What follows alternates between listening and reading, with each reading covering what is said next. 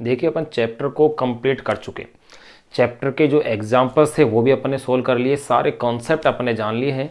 अब इसके जो अनसोल्व क्वेश्चन हैं, अपनी जो NCERT की जो बुक है उसके जो अनसोल्व क्वेश्चन इस चैप्टर में दे रखे हैं, वर्क पावर एनर्जी वाले चैप्टर के अंदर, उन अनसोल्व क्वेश्चन को अपन सोल्व करें।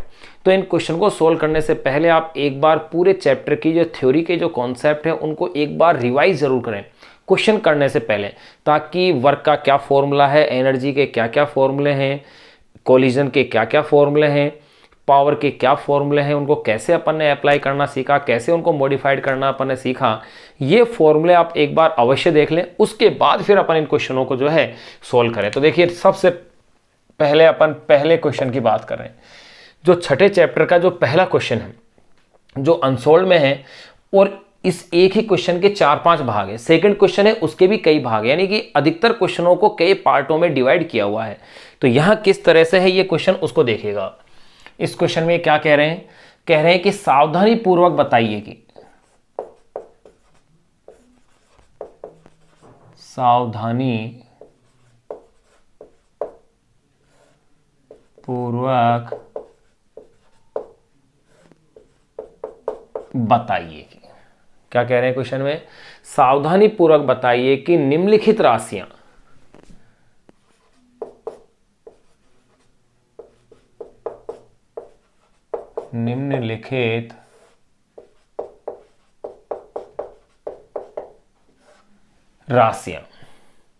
धनात्मक है या ऋणात्मक,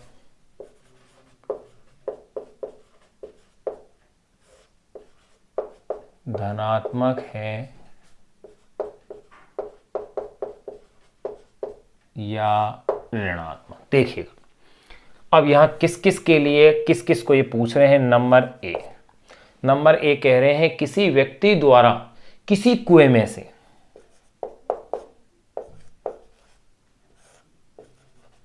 किसी व्यक्ति द्वारा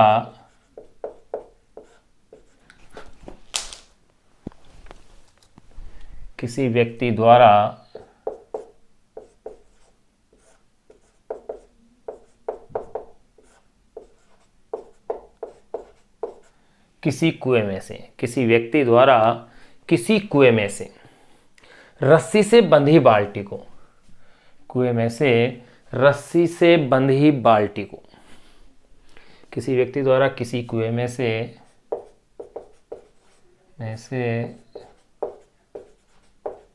रस्सी से बंधी बाल्टी को, किसी व्यक्ति द्वारा किसी कुएं में से रस्सी से बंधी बाल्टी को रस्सी द्वारा बाहर निकालने में, बाल्टी को रस्सी द्वारा बाहर निकालने में किया गया कार्य, बाहर निकालने में किया गया कार्य। यह है फर्स्ट। अब देखिएगा ये 5 पार्ट है। अब इन 5 पार्टों को अपन एक साथ पूरे 5 क्वेश्चन लिखें तो अपन आंसर कहाँ लिखेंगे, इसलिए अपन 5 जो पार्ट है उसके आंसर उसके साथ साथ ही अपन हल करते जाएंगे, ताकि अपने लिए आसान रहे, क्वेश्चन के साथ साथ ही उसका आंसर आता रहे, ताकि उसे समझना अपने लिए आसान रहे। तो देखिए इसका आंसर क्या होगा। इस क्वेश्चन क्या कह रहे हैं, किसी व्यक्ति द्वारा किसी कुएं में से रस्सी से बंधी बाल्टी को रस्सी द्वारा बाहर निकालने में किया गया कार्य। अब यह कार्य धनात्मक है या ऋणात्मक, यही पूछा गया है भाई, धनात्मक है या ऋणात्मक, ये इस क्वेश्चन में पूछ रहे हैं। तो ध्यान रहे इसका आंसर कैसा होगा, कार्य होगा धनात्मक। क्यों होगा कार्य धनात्मक, उसका आंसर अपन जाने। देखिए सीधा सा आंसर है, अपन ने जो बल लगाया है उस बल की दिशा के अंदर ही बाल्टी खिंच रही है, यानी बाल्टी का विस्थापन आरोपित बल की दिशा में है, क्योंकि बाल्टी का विस्थापन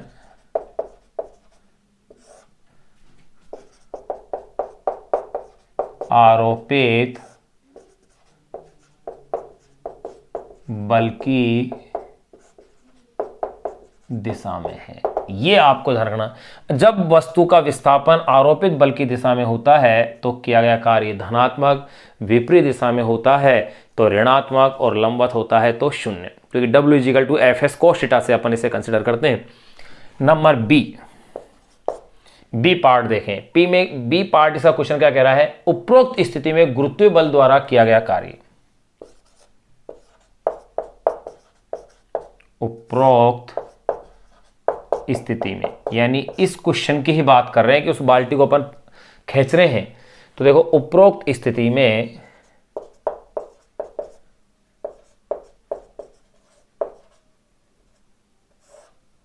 गुरुत्वीय बल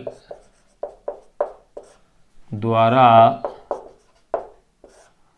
किया गया कार्य। ध्यान रहे, किया गया कार्य हमेशा दिए गए बल के लिए निकाला जाता है कि किस बल के लिए कार्य पूछा जा रहा है।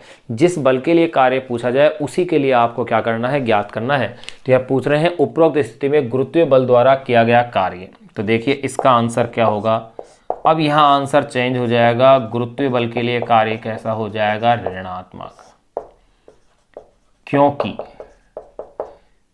क्यों होगा ऋणात्मक, ये अब आप कारण जाने। देखो, इसलिए ऋणात्मक होगा क्योंकि बाल्टी का विस्थापन गुरुत्वीय बल की दिशा की क्या है, विपरीत है। क्योंकि बाल्टी का विस्थापन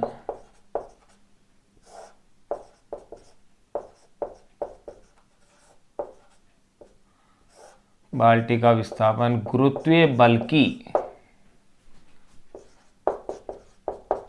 की दिशा के विपरीत है, इसलिए इस स्थिति में कार्य कैसा हो जाएगा, ऋणात्मक। नंबर सी क्वेश्चन में क्या पूछ रहे हैं, किसी आनत तल पर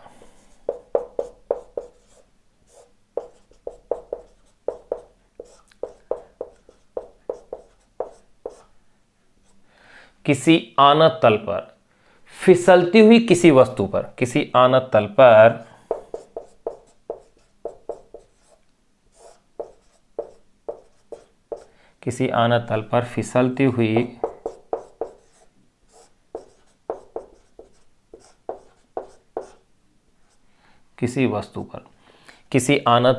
फिसलती हुई किसी वस्तु पर, क्वेश्चन क्या है, किसी आनत तल पर फिसलती हुई किसी वस्तु पर घर्षण बल द्वारा,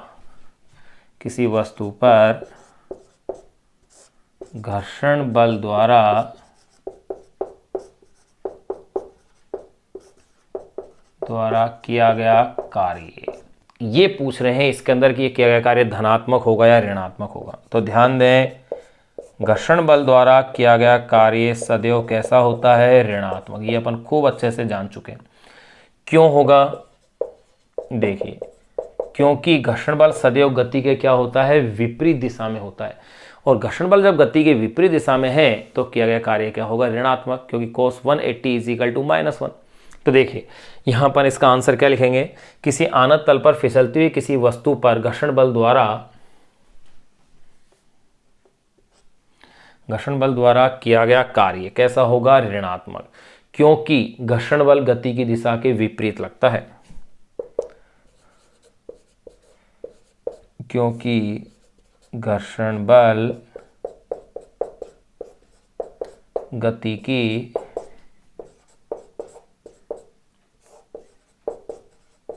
की विपरीत दिशा में लगता है। घर्षण बल गति की विपरीत दिशा में लगता है, इस कारण से ये कार्य कैसा होगा, ऋणात्मक। नंबर डी पार्ट, देखो अपन ने ए बी सी तक का पार्ट सोल्व कर लिया। नंबर डी की अपन बात कर रहे हैं, किसी खुरदरे क्षैतिज तल पर, किसी खुरदरे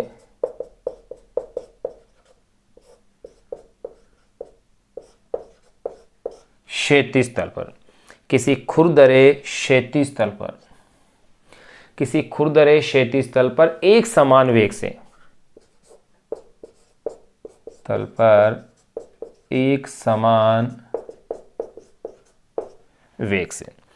किसी खुरदरे क्षैतिज तल पर एक समान वेग से गतिमान किसी वस्तु पर, एक समान वेग से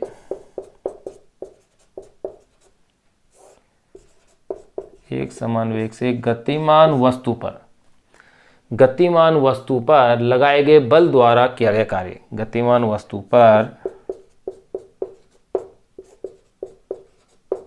पर लगाए गए बल द्वारा किया गया कार्य।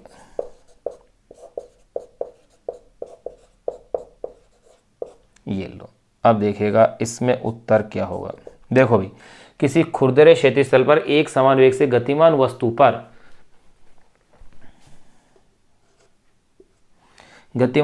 पर लगाए गए बल द्वारा किया गया कार्य। पूछा क्या है, इसमें धनात्मक होगा या ऋणात्मक होगा, तो इसमें आंसर आएगा धनात्मक, क्योंकि आरोपित बल और विस्थापन क्या है, एक ही दिशा में।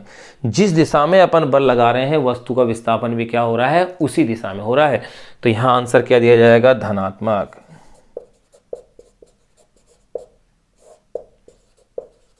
क्योंकि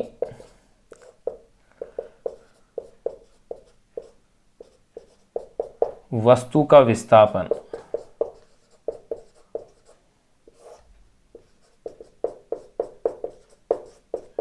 आरोपित बल की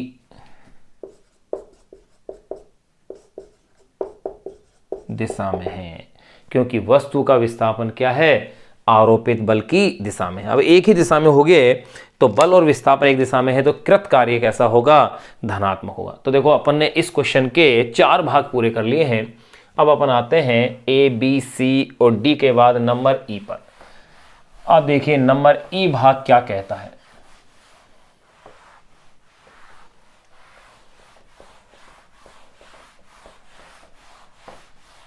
अपन ने यहां उसका कारण भी लिख दिया कि भाई धनात्मक होगा या ऋणात्मक होगा। ये आंसर लिखने के साथ साथ अपन ने उसका ये कारण बताया है कि वो क्यों वो धनात्मक होगा और क्यों वो ऋणात्मक होगा। तो देखिए नंबर डी तक अपन पूरे कर चुके हैं। नंबर ई जो कि इसका लास्ट भाग है, ये कह रहे हैं किसी दोलायमान लोलक को, किसी दोलायमान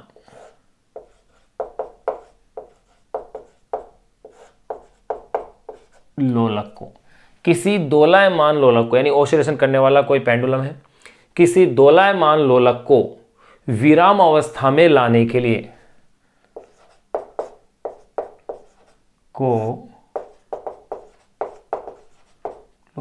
विराम अवस्था में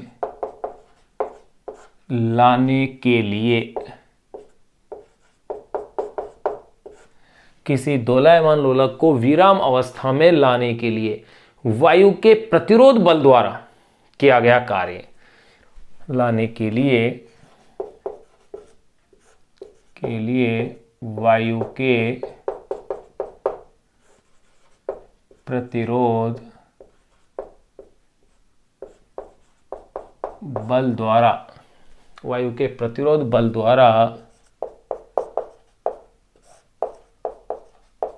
किया गया कार्य। तो देखिए इसमें उत्तर क्या होगा।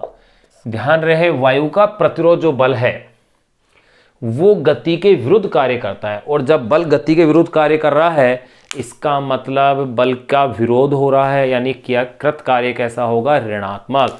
तो यहां इसमें आंसर कैसा आ जाएगा, ऋणात्मक।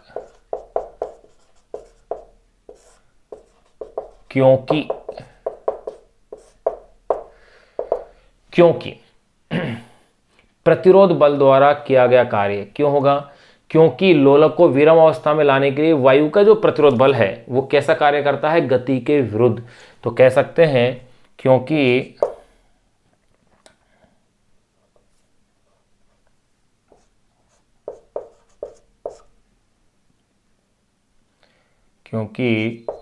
वायु का प्रतिरोध बल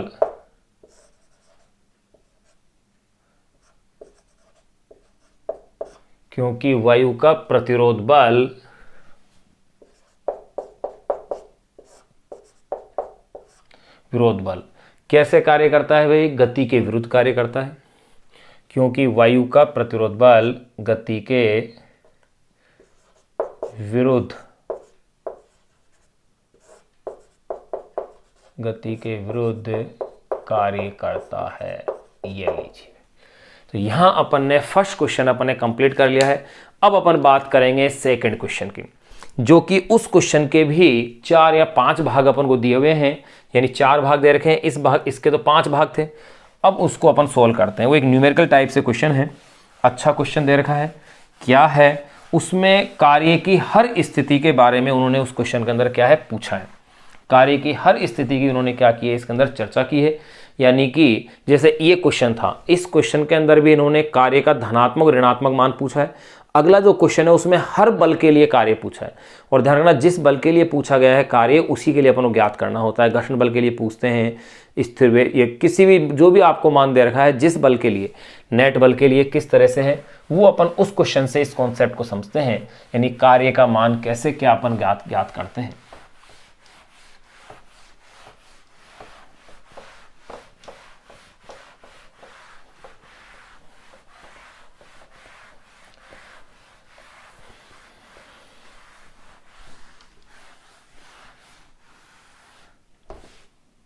देखिएगा भाई, बड़ा ही अच्छा क्वेश्चन है।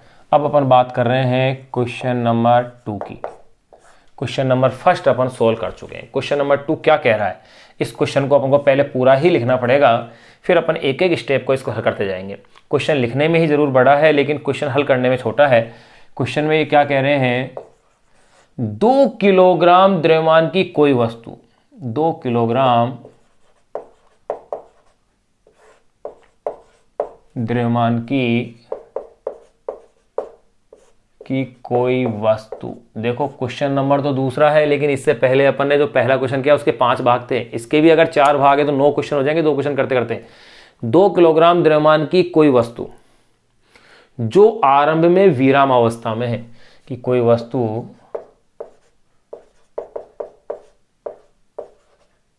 जो आरंभ में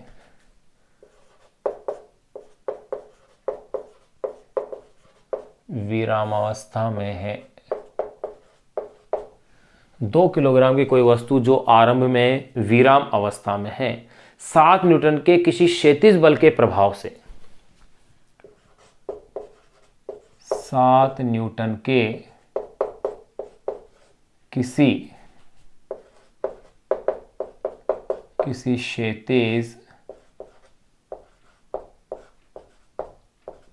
बल के, 7 न्यूटन के किसी क्षैतिज बल के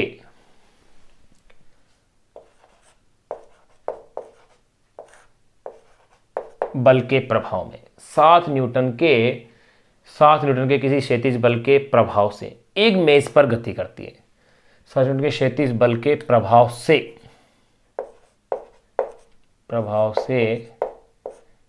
एक मेज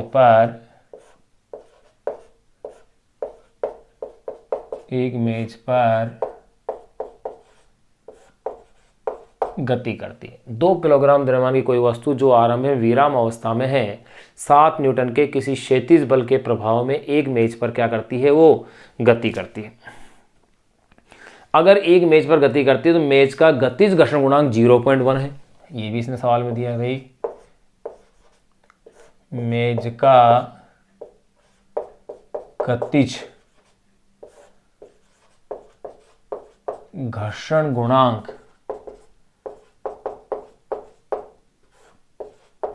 0.1 है। घर्षण गुणांक का भाई मात्रक नहीं होता है, मात्रकहीन राशि है, 0.1 है। निम्न का परिकलन कीजिए। अब इस क्वेश्चन में क्या क्या पूछ रहे हैं वो एक एक भाग को लिखते हैं भाई। निम्न का परिकलन कीजिए, ये लो भाई। अब इस एक क्वेश्चन के ही आपके 4 या 5 भाग दिए हुए हैं। चारों भाग क्या क्या है पहले वो देखो। नंबर 1, पहले ये कह रहे हैं लगाए गए बल द्वारा 10 सेकंड में किया गया कार्य। लगाए गए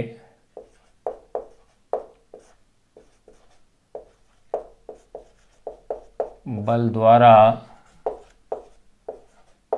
10 सेकंड में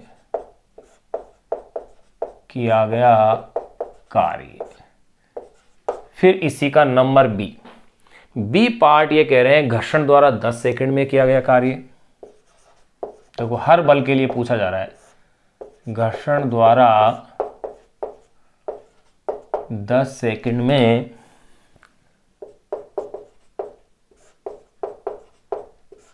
किया गया कार्य। नंबर सी देखो इसी क्वेश्चन का सी पार्ट, वस्तु पर कुल बल द्वारा 10 सेकंड में किया गया कार्य। वस्तु पर कुल बल यानी जो नेट बल है, वस्तु पर कुल बल द्वारा किया गया कार्य। और नंबर डी तो देखो भाई ए बी सी 3 क्वेश्चन तो अपने लिख दिए हैं। नंबर डी कह रहा है वस्तु की गतिज ऊर्जा में 10 सेकंड में परिवर्तन। वस्तु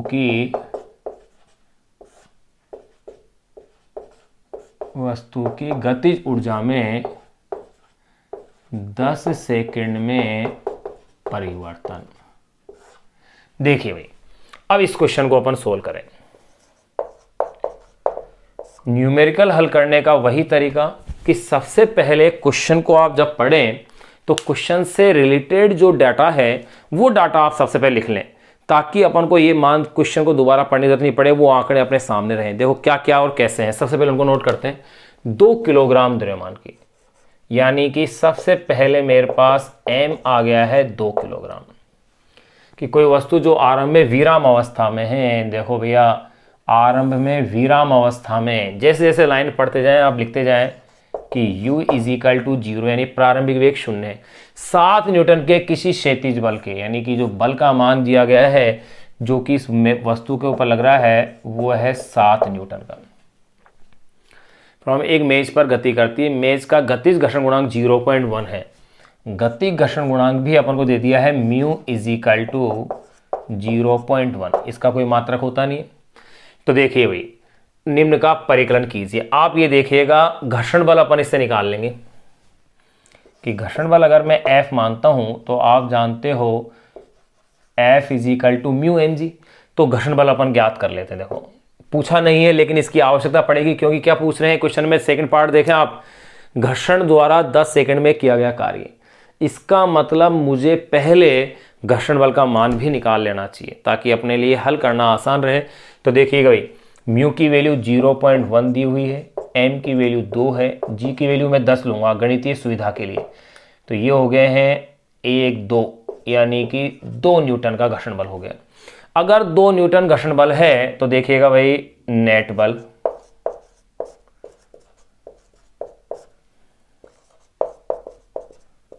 वस्तु पर नेट बल मैंने मान लिया F नेट = क्या होगा, आरोपित बल माइनस घर्षण बल, क्योंकि घर्षण बल हमेशा गति का विरोध करता है।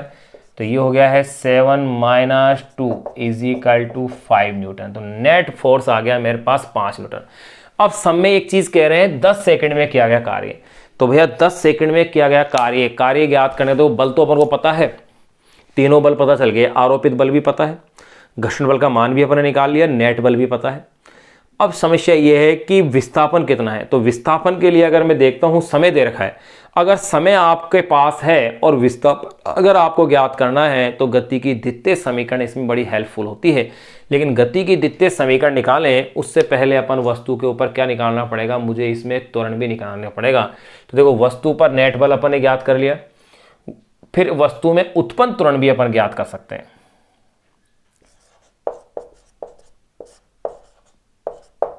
वस्तु में उत्पन्न त्वरण, अगर मैंने मान लिया वस्तु में उत्पन्न त्वरण A है तो वस्तु में उत्पन्न त्वरण A का मतलब क्या होगा भाई, वस्तु पर नेट बल बटे में वस्तु का द्रव्यमान। वस्तु पर नेट बल कितना है, 5 न्यूटन है, और इसका द्रव्यमान कितना है, 2 है, ये लिख रखा अपन ने। तो ये हो गया है 2.5 मीटर पर सेकेंड स्क्वायर। इतना वस्तु के अंदर त्वरण आ गया। ध्यान रखना जी का मान अगर मैं यहाँ 10 की जगह 9 लूँ तो आंसर में थोड़ा सा चेंज हो जाएगा, और वो अपन को करना नहीं है। अपन को तो केवल जी का मान 10 रखने से क्या होगा, गणितीय सुविधा अपन को मिल जाएगी। तो ये हो गया है 2.5 मीटर पर सेकेंड स्क्वायर। फिर इसके बाद वस्तु द्वारा 10 सेकंड में तेज विस्थापन गति के समीकरण से निकाल लो। वस्तु द्वारा 10 सेकंड में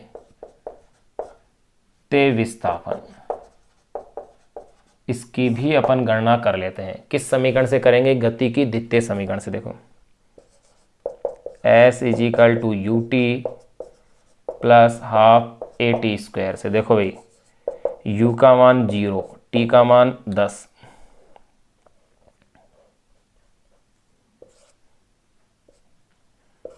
प्लस हाफ a की वैल्यू मेरे पास आ चुकी है 2.5, t में 10 का स्क्वायर। तो देखो भाई S इजिकल टू, तो शून्य हो गया।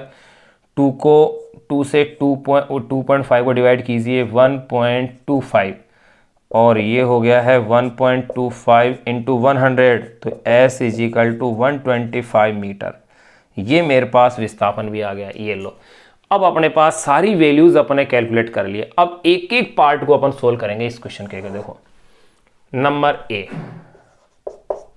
एक एक भाग को सोल्व करेंगे। यहां तक तो ये तो अपन ने क्वेश्चन लिया, ये क्वेश्चन की पूरे की अपने सामने क्या है, रूपरेखा आ गई। अब एक एक पार्ट को अपन सोल्व करते हैं। पहला, लगाए गए बल द्वारा 10 सेकंड में किया गया कार्य।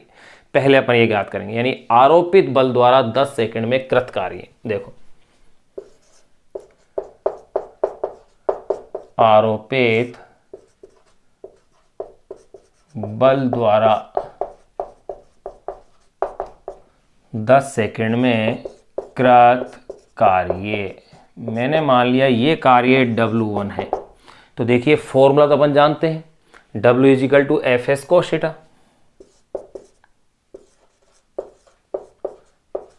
ये देखो F कितना है भाई, आरोपित बल कितना है, 7 न्यूटन है। आरोपित बल का मान यहां पर कितना आ रहा है मेरे पास, 7 न्यूटन। ये लो 7। विस्थापन कितना है 10 सेकंड में, 125। थीटा का मान 0 डिग्री, क्योंकि उसी दिशा में आ रहा है। तो 7 इंटू 125, 875 जूल हो गया। ये हो गया है 875 जूल। ये लो भाई, ये पहला आंसर सोल्व हो गया। फिर नंबर बी, बी क्या पूछ रहे हैं, घर्षण बल द्वारा 10 सेकंड में किया गया कार्य। तो देखिए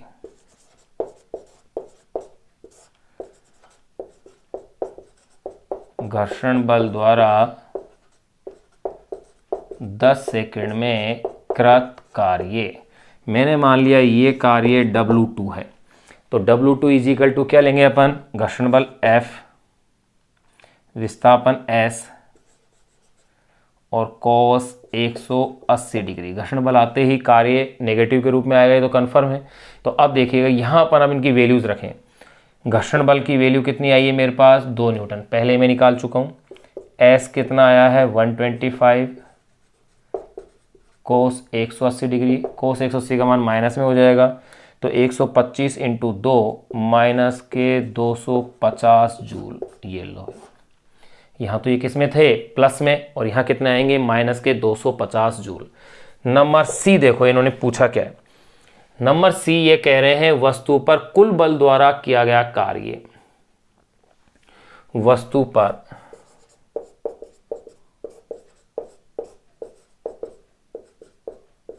कुल बल द्वारा कृत कार्य, मैंने मान लिया कि वो W3 है। तो कार्य कुल बल कितना लिखेंगे अपन, F नेट इंटू विस्थापन S, cos 0 डिग्री होगा इसमें भी, क्योंकि उसी डायरेक्शन में तो आ रहा है। और अब देखो इनकी वैल्यूज रखो आप। F नेट कितना है मेरे पास, 5 न्यूटन आया था, ये रहा भाई 5। विस्थापन 125, cos 0 का मान 1, 125 इंटू 5 ये अपन को करना है। अगर 125 इंटू 5 करते हैं तो ये हो गए हैं 625, और ध्यान रखना प्लस में आ रहे हैं भाई, 625 joule. Number D part, D में कह रहे हैं वस्तु की गतिज ऊर्जा में 10 सेकंड में परिवर्तन। तो आप भली भांति ये जान लें कि गतिज ऊर्जा में परिवर्तन नेट बल द्वारा कृत कार्य के बराबर होता है। तो देखो वस्तु की